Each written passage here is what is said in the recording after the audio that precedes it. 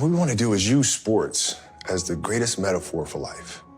And if we feel like if we can teach kids how to deal with anxiety, how to deal with pressure, how to deal with failure, how to deal with success through sport, then in turn it helps them to become better people, right? So like if you're struggling with something, if your kid's struggling with a bully at school or struggling with taking tests because the pressure is just too much, how do you practice that?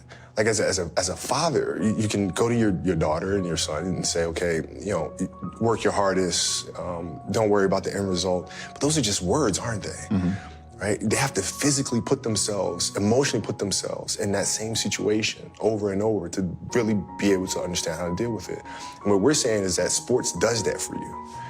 So now through sport, when you practice every day and you're playing these games and you have these emotional challenges, you get used to figuring out how to navigate yourself through, which in turn helps you to become a better test taker and vice versa. I think the goal is always to win championships. No matter where you go, that's the goal. And that's his goal, that's Rob's goal, that's Magic's goal, that's Jeannie's goal, Rondo, all the guys, Kuzma, Lonzo, they all want to win championships, man. So that's what they're gunning for. Well, you don't need to win a champion. Well, you're asking me, you have to win championships. This is why we play. This is why we're here, is to win championships. And, he wouldn't have came here if he didn't expect to win championships.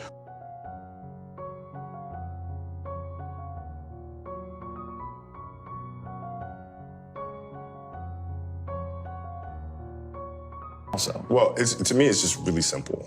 Wherever you play, the object is to win championships. That's it. End of story. End of story.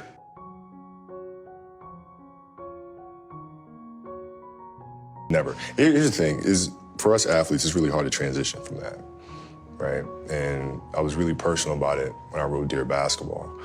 But that is the true challenge of finding what comes next and finding something that you love to do every bit as much as you love your first passion.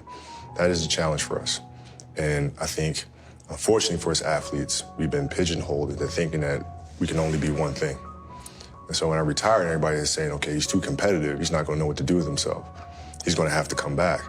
I took that as a personal challenge of them thinking I'm this one-dimensional person, that all I know is how to dribble a ball, shoot the ball, and play basketball and compete at that level.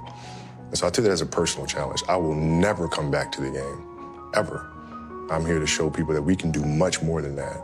And creating this business, winning an Oscar, winning the Emmy and the Annie, those are things that are showing other athletes that come after, no, there's more to this thing, right? So I would never, it's not even a,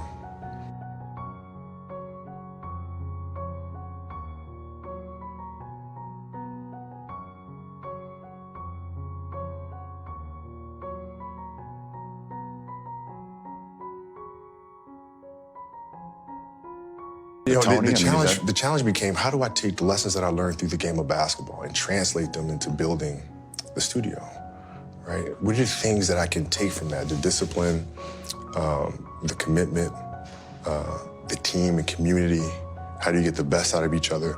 How do I take those lessons and move those here? That is the challenge. How do we do great work, uncompromising great work? You're not looking at the bottom line. You're focused on the product first. Right? Is this the best thing that we can possibly make, no matter what?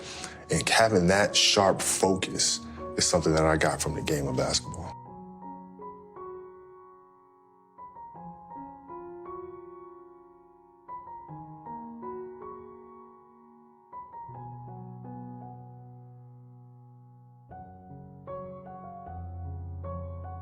I'll sit and I'll think and I'll create. I write them all out. And create the characters, create the rules, the structure. And then you kind of got to go with your gut. You got to go with your gut and see, are we creating something that's been done before? Or is this a project something that nobody's seen before? Mm-hmm. And is it a project that we're not sure that we can do? And if the answer is yes, then 9 times out of 10, we're going for that one, right? Because that means we're pushing boundaries a little bit.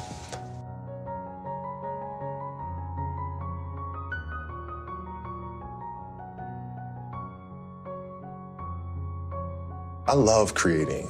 I love directing, I love producing. I don't love acting. I don't love being in front of the camera. I like trying to figure out if the arc of the story is the right one. There's about a 0% chance that I come back and play. So not even like a... Nothing. 0. You're toast. you're finished. Done. As a player. That's it. Did last year at any point with you going through your first season not playing basketball? Never. Not once did you think about it?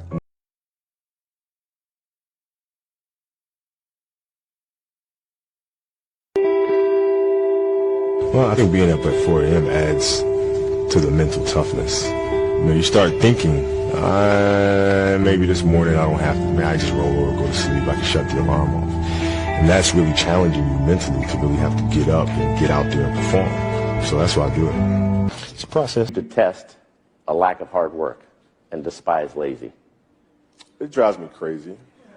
I don't understand it. But you know, at the same time, I talk to my kids about hard work and stuff, and I say, honey, you can either be the lion or you can be the gazelle.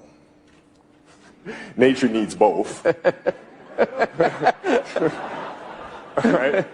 So you got to have hardworking people. You have to have lazy people. It's the balance of all things, right? So I'd much rather you be the lion. But if you want to be the gazelle, honey, be the fastest gazelle in the world. It's understanding that no matter what discipline you're in, it doesn't matter whether you're a writer or a basketball player or a coder. There's a common denominator in how we approach our craft. The attention to detail, the level of commitment, right? Those things are the same across the board. Right? So that is my message. Don't look at what I did, but look at how I did it, right? The how. And then you can really transfer that over into any profession and any discipline. That's Mamba mentality. Doing what you love to do, and when you do that, you'll go through everything you go through everything for the game, through the injuries, the ups and downs. And, you continue to be committed to the game. You continue to work, and that's why I'm here 20 years. I got a text from Kobe. He said if making history was easy, why bother? I'm not really sure. I've never had to deal with something like this. It was a new experience for me. Obviously there've been a bunch of players who've had the same injury, so all I can do is look at them and what they've done, and who had more success coming back quicker and healthier, and see what they did, and see if I can improve upon it. The sacrifices that went along with standing here today, and we're not on this stage just because of talent or ability. We're up here because of 4 a.m. We're up here because of 2-a-days or 5-a-days. We're up here because we had a dream and let nothing stand in our way. If anything tried to bring us down, we used it to make us stronger.